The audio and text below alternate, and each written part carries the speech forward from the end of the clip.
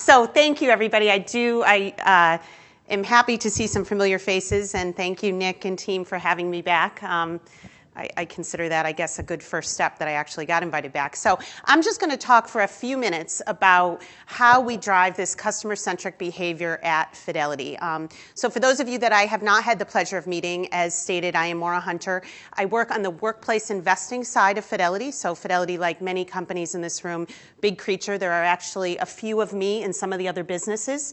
I like to tell my boss and the other businesses it takes a bunch of people to do what I do for her, all in one. But I am on the workplace side, so on the retirement side, the 401k, 403b. So as mentioned, we started this journey at Fidelity, again, on my side, in the workplace investing side 5 years ago. You probably all, even if you've been doing customer experience for a day, would have this chart. It just feels like if you're doing customer experience, you should have this chart, right?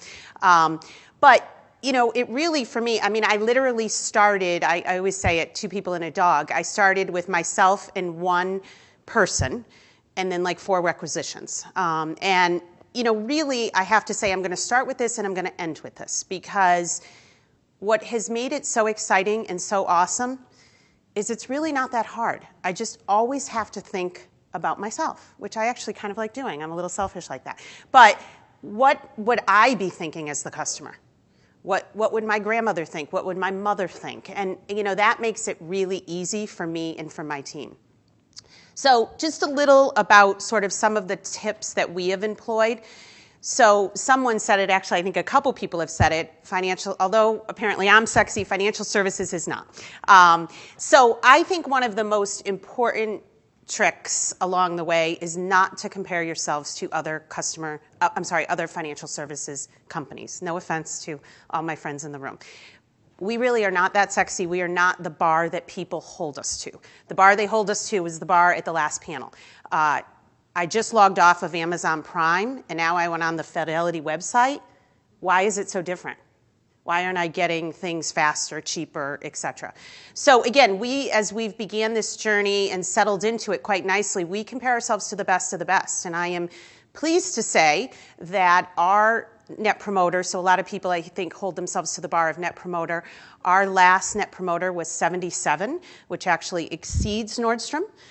In this, I should caveat and say, again, we are B2B, B2C. This is on our business to business, so this is on our client relationship side, but something we're very proud of, particularly when you look at this chart. So when I had the pleasure of taking this group, we sat in the 30s. We couldn't get things out the door the right way. There were a whole bunch of things we couldn't do. And I certainly would not stand here and declare that we are flawless in any of those areas yet.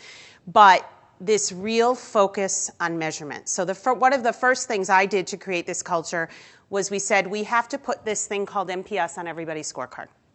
And it has to be from the president down. And I was not all that popular in the halls in those days, because I think many people, i.e. our people in legal, why the hell do I have Net Promoter on my scorecard? I don't even talk to the customer. Yeah, but all that legal language that you make us disclose, which actually is at the end of my presentation, so make sure you read it. All of that language, like that, our customers are judging us on that. So people started buying into that, and they started realizing, wow, I guess I might not be talking to the customer, but I'm helping somebody that is talking to the customer.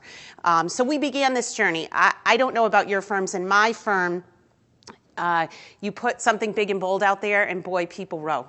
They want to achieve it. They want to move forward. So I am really proud of the orchestration that my team has done, and frankly that the organization has done to achieve such incredible results.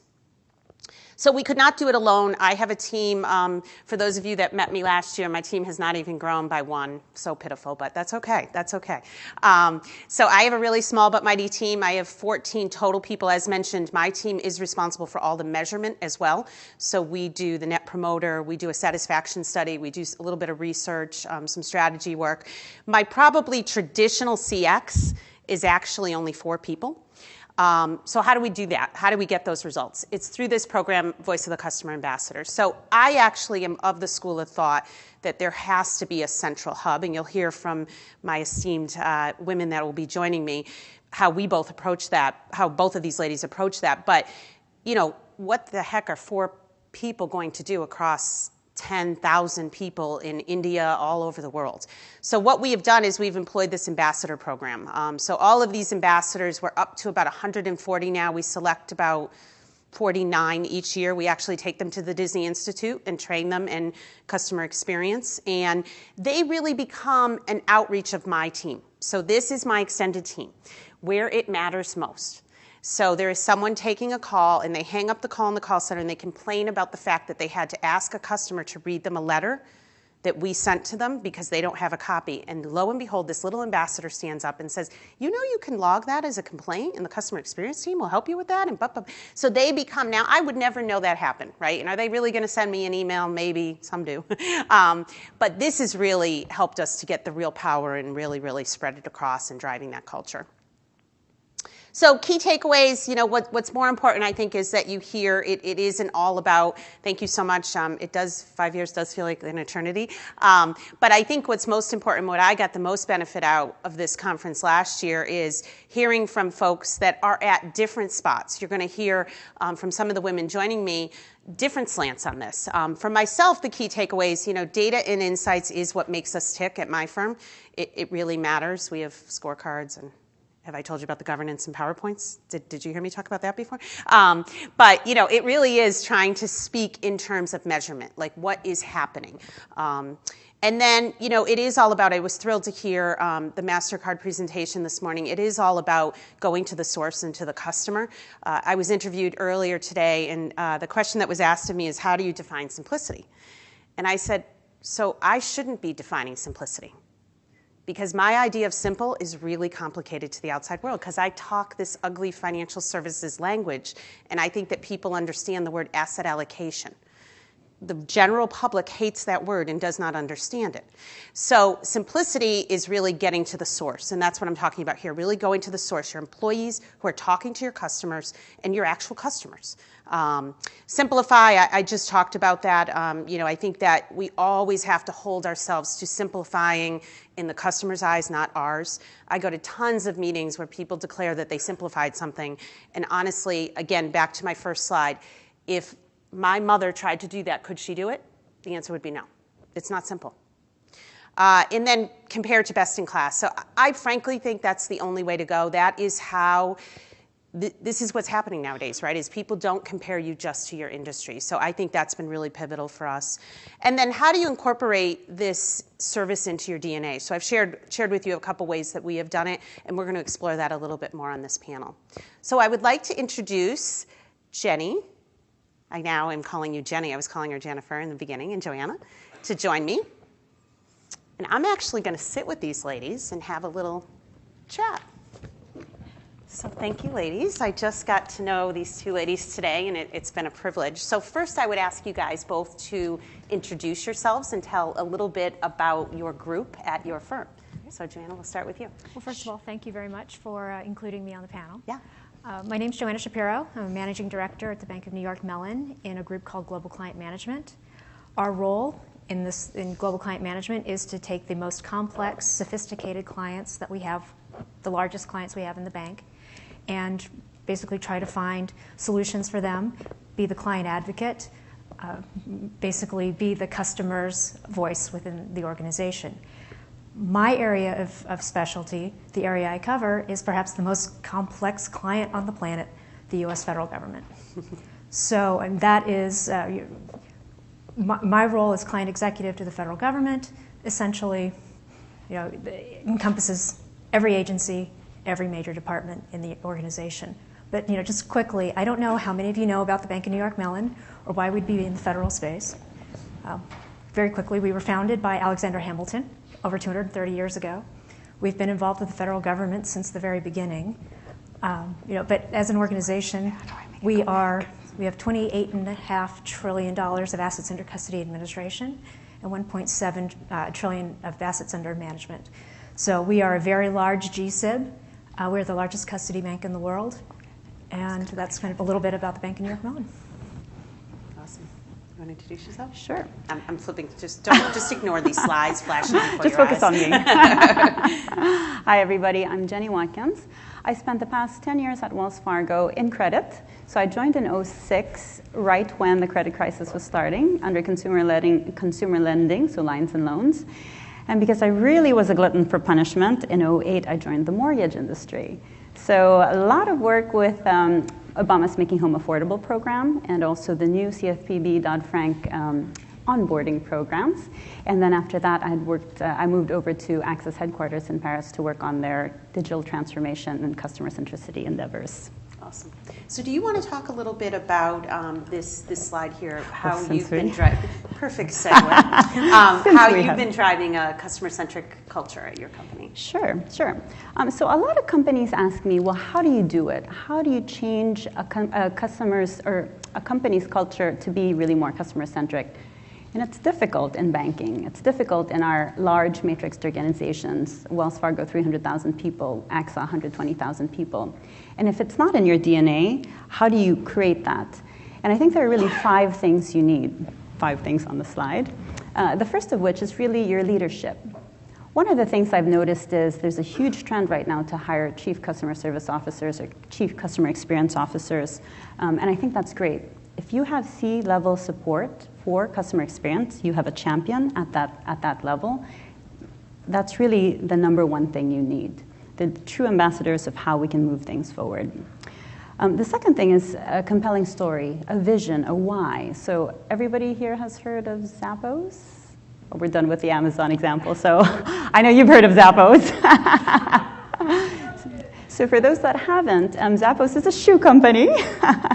And they are customer zealots, and really they drive their they aggregate their customers around their employees around this vision of the customer always being right. There's a famous story, maybe you guys have heard of it. There's one customer who talked on with the customer service rep for enough time that they ordered pizza for that person because they were on the phone the entire evening. So that's a lot of shoes. Well, for the price of pizza, right? So a compelling story is really important. The third thing is systems. So if you're not incented on customer centricity goals, then you're not really going to have the infrastructure to enable customer centricity. Your planning, the champions that you had mentioned that you guys have in Fidelity, I think are all key. Mm-hmm. The fourth thing is the capabilities. If you don't have the systems to support that, at Wells we had one interface for mortgage, another interface for deposit accounts, and a different interface for something else. So if somebody's calling and saying, well, I want to talk about my mortgage account, and the customer service rep simply can't see it, you don't have the capabilities, the systems, and the skills aligned to enable that. And the last thing is team co-creation. You want customers to buy into it. If you're just saying, okay, do this, do that, and the customers or the employees don't buy into it, it's really hard to have a true change in the culture. That's great. That's great. So Joanna, you've shared with me, and I think just by you using the word government, clearly there is part of your CX culture is about how do you create that CX culture internally so that folks are really motivated, and particularly with the entities you're working with. Can you elaborate a bit on that? Certainly. I don't know if many people in the room have had direct dealings with the federal government, but there are a lot of layers and complexity in procurement and even interacting with government officials. I mean, there are a lot of rules and regulations around that, above and beyond what you would normally have in what we would call the private sector. A lot of those rules and regulations are also tied into technology. I don't know if the words NIST and FSMA mean anything to the people in the room, but those are additional requirements for technology that you need to adhere to in the federal space. And a lot of those regulations and those acronyms are very scary. And what I was brought on to do 4 years ago at Bank of New York Mellon is to get our internal clients, because really I have 2 constituencies. I have an external client base, which is the agencies in the federal government, and then I have an internal constituency, which are the business lines, and getting them comfortable with doing more federal work. I mean, we have certain business lines that are a little more engaging in that than others, and it's really about making sure and driving the conversation, and it's about education, and it's about innovation, and just involving the client, your internal clients, your business lines in the process, and making it much less scary. And that's something that over the last 4 years we've really been working towards. And we've been building up our technology resources. We're going to the cloud. We have our Nexen platform. So these are all items that have really helped internally get people comfortable with a lot of the regulation that's tied into the federal space. So talk a little bit, just to elaborate on this, and then Jenny, I'll ask you to comment on this as well. So as I'm listening to you, I'm also thinking of that dirty word that starts with an S, which is silos. Mm-hmm. It sounds like you have a lot of those. and how do you work through those to sort of get at the customer experience? Yeah, well, when I came on board, we basically had the federal business was divided up among the business lines, and there wasn't a lot of communication. We would have 6, 7 people calling on one individual in an agency, and there would be no communication. So it would be, and there would be maybe 6 or 7 different variations of what the initiatives of what would be discussed. So what my role is, or what I was brought in to do with my group, is to basically sit above the business lines and be that kind of filter, as it were, to be able to provide the communication and the resources to let internally what the client is saying, but also to be able to kind of corral that and make sure that we break down those silos. But a lot of that has to do with just knowing your client, knowing the environment you're working in, but also it's about communication, message, and messaging that purpose, and making sure that there's a consistent message that's going out. And that really has made a lot of difference in dealing with our external clients and also empowering our internal business lines. Do you have any silos, Jenny, that you're... Oh, plenty. I was going to say, with a company, those numbers, how can you not? Yeah. Well, I actually think that silos are necessary evil if you are a massive company. And there's the scope of work is just too broad. Mm-hmm. So in some cases, you need the silos. So I take the example of Wells. So I worked for mortgage, and we were the big, hairy gorilla. We had to create, and we had to do things on our own. But later on, we started looking at, well, credit card does this, and demand deposits does this. I don't know if you guys also use the acronym DDA, because I have a bad habit of saying DDA instead of demand deposit. But so we had to really do things in silos. But I think it's a conscious silo that everyone else is doing something, and you guys need to coalesce at some point in time. Right. Yeah, so we have the same thing at Fidelity. So as I mentioned, it's my customer experience group. There are others, and sometimes we do things differently, and I think it's fine. Other times, though, we have to step back and say, well, wait a minute. The fact that customer called our side of the business and had to do something one way and then calls your side. So it feels like sometimes you have to break them down. Other times you can really embrace them, which is great. So talk a little bit about, I know the concept of design thinking is certainly not new to you. So talk a little bit about how that manifests itself in your culture and just share some stories on that. Sure. Well, if I can show you guys a picture. So I was in Montenegro earlier this year, and I saw this. I thought this was the strangest thing. Have you guys ever seen this Coke bottle? I thought, what in the world does Moschino have to do with Coke? I think the guys in the room might not really know what Moschino is. It's a designer. Okay, it's like Versace or whatever. So I saw this picture. I saw this Coke can, actually, and I thought, what in the world? And I think this is the beauty of design thinking. When you go to industries so radically different from your own that you get these fresh ideas. So MasterCard this morning spoke about design thinking, and I think she did a good job of really talking about it. The only thing I'd like to add to it is the beauty of design thinking is going to such radically different industries from your own that you can get these fresh ideas. So we have City Bike here right now, and in Europe it's quite popular. So we have the Vélib in Paris. And these were born out of ideas like this. When you look at adjacent possibilities, you look at radically different industries, and these things happen. I just wanted to share with you an example of a project I launched last year. So AXA is decentralized, which means the headquarters is in Paris, and there are entities all around the world. You guys probably are aware of the one here in the US, but there are different P&Ls run. And the objective of this program that I launched, it's called Start In, was to create really a crowdsourced design thinking program, if you will. I'm not sure how well you can see the visual, but the concept was challenge-based. So we issued 2 challenges this year. It was big data and mobile, and we had employees from all around the world ideate and say, okay, well, what do you think the next generation of mobile can be? What do you think the next generation of big data can be? So we had 500 ideas from all around the world, people commenting. So we had 11,000 people participate. It's like the American Idol of design thinking, because people voted on the ideas that they liked. And it went through a prototyping panel, and then it went to the regional presidents to vote on which idea that they liked, and then 4 of them came out, and of the 4, the regions bid on which one they wanted to launch. And so one of them is actually launching in Japan this year. So I mentioned this as an example for design thinking because 1, it's crowdsourced, 2, it's people from IT, legal, certainly not adjacent industries because this particular example was employee only, but it really helped bring to mind that we value what the employees want to say or have ideas around. Yeah, I'm a huge proponent. For those that have been in breakouts with me, I've asked a lot of questions about it's just so amazing to me how happy employee, I mean, it's so fundamental, but happy employees lead to happy customers. Right. And when you embrace the employees and get them involved and helping to solve your problems, I mean, they get always, so excited. Oh, they get so excited. Yeah. I mean, it's unbelievable, and it's pretty easy to do in most cases. Right, so. right. And I think a lot of that stems to training. Yeah. You know, one of the things that our president, Karen Peets, actually created what we call BKU, Bank of New York University. And there's an entire track that's devoted to customer service and the customer experience. You know, it's being able to get into the mind of the client, consultative selling, listening. It's and also it's just getting to know the business lines. And we have a federal government track. How do you deal with the federal government? How do you deal with the insurance industry? How do you deal with banks and broker dealers?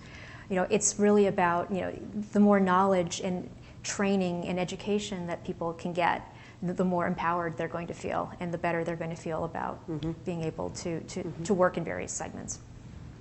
So let me pause. I didn't tell you that I know we stand between you and drinks, so if you don't ask questions, we'll just sit here until you do. Kidding. But any questions? I do have a couple more to wrap, but any questions from the group to any of us that are on your minds as we've been talking about this? Yes. Where do you start in taking a medium-sized or smaller new organization, financial institution, and creating a chief experience officer, chief CXO? And where do we start to begin to get that and explain that into the organization is critical? So maybe we can all give a comment. So my title is not CXO. We actually, believe it or not, do not have that title in our firm. So one woman's answer here, I think it's less about the title and more about the work. And I think getting the work through is easier sometimes than getting the title through. So I know when I was asked to build this team at Fidelity, I did kind of ask, like, oh, so am I the chief customer officer? And, everyone ran away from that question like it was nobody's business, because then the question is, who does she report to? And I said, just tell me what the work is and we'll sort out. So I have found, I just was consulting with a company who happens to be one of our customers, and they were fighting that same resistance that I think chief customer officer is something that they felt like they needed to get a lot of sign-off on. I feel like if there's a need for that, typically it's the C-suite talking about that, but when it's ground up, I think it's more about the work. Like, how are we measuring satisfaction? How are we measuring loyalty?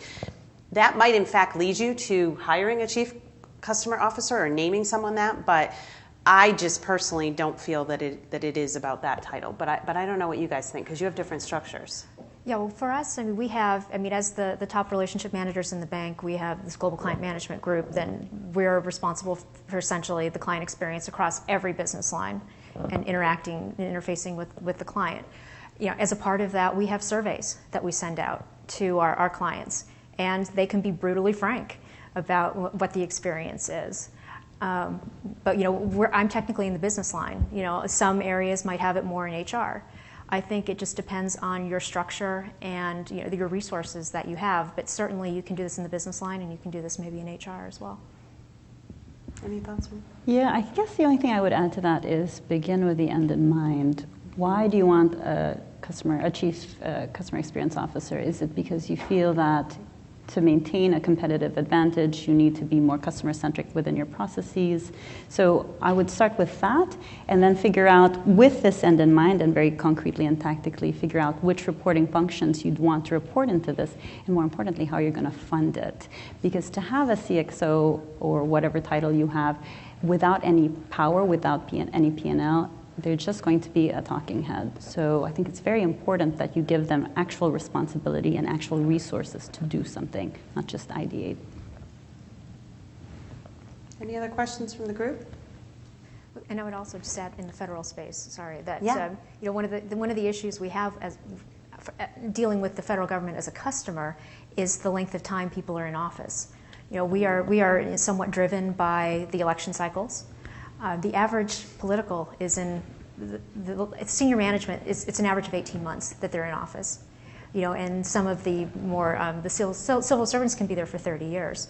For us, it's a question of constantly having to re-engage new people in the same role. So, in many ways, in my role and the role that our teams have, it's that we're institutional memory for a lot of these organizations. I saw a hand. Yes. Yeah, so more of this question for you. So you showed us a super impressive chart moving from 31% up to now. Is it the leadership endorsement, cultural change, or the measurement process? What role did these statistics play in that movement? Which one played the biggest role? Yes, so you started to answer my question already, which is they all matter. I personally think if I had to stack rank them, the senior level support, you said it yourself, it's just nothing without that. So if the president of Workplace Investing did not talk every single meeting he goes to about Net Promoter, nobody would care about Net Promoter. But then it also helps that it's on people's scorecards. So I would say the measurement and the senior sponsorship. The culture comes, I think, like as we started driving that number up, it was amazing. The culture just started changing, right? And frankly, I think I got some credit for it, and I really did nothing. But I took the credit, believe me. But because the culture started changing, because people started getting excited, and they were like, oh my God, we've never been out of the 30s. How are we moving out of the 30s? And then people start, so the culture kind of is a result of those other two. So I hope does that help? Yeah, it does. I want to add the fourth element, which is improvement projects. So for the improvement projects of buying products, the top two things we talked about, that's fourth element. Yes, so I want to make sure I understand your question. So was it? CX improvement projects that we have come out of once the company decided to kind of start focusing on? Yep. So a lot of it was developing the measurement system. So that is, 5 years ago we were measuring NPS long before that, but we really mobilized around what does this mean. We work with someone next door here in this room and really tried to figure out what are the drivers, what things do we need to put in place in order to help drive that. So I think the programs really came out of the measurement system. I thought I saw one other hand. No? Okay, so in wrapping, ladies, what do you think the biggest change in your culture has been? So when you sit back and you look, you each talked about, areas that you've been driving, the uniqueness of where you work and your companies. When you look back, and even just in the past year, where do you see the culture starting to change, and what's making that happen? I would say it would probably be around innovation. One of the things that Bank of New York Mellon, being 230 plus years old, tends to have the reputation of being a very conservative, very staid organization. But for instance, the Anita Borg Institute just named us the best place for women technologists to work. So we are really putting time, effort, and money into innovation and technology, and a lot of the issues that we have had in trying to do federal business and working with the federal government has been around technology. So we have innovation centers all throughout the country. At Silicon Valley, we have one down the street here in Jersey City that are cutting edge. And I think by embracing the innovation and by also just really having, again, senior management and executive management buy-in to the business and to be have that support, I think really has started to change turn the tide, favorably. That's great. What about you, Jenny? I think it's really around the language. That might sound strange, but when you work in insurance, people are actuaries, and all they care about are actuarial numbers. And in banking, I mean, there are a lot of customer proponents there as well. But I think when the language starts to change, then you have people really rallying around, okay, at Wells we talk about know me, understand me, reward me, and appreciate me. And in Macy's, they talk about astonish the customer. Like all of the different verbiage that you use around it, I think the more you talk about it and the more your language changes. It's easy for us in marketing to do that, right? But when you're in the P&L and the pricing and risk management and legal, when the legal people start talking about it, it's like, wow, we've really accomplished something. We all have our legal. Yeah. So ladies, thank you so much. It was such a pleasure to get to know you today and be able to moderate this panel with you, and I'm sure we will stay in touch. Great. So thank you, everybody.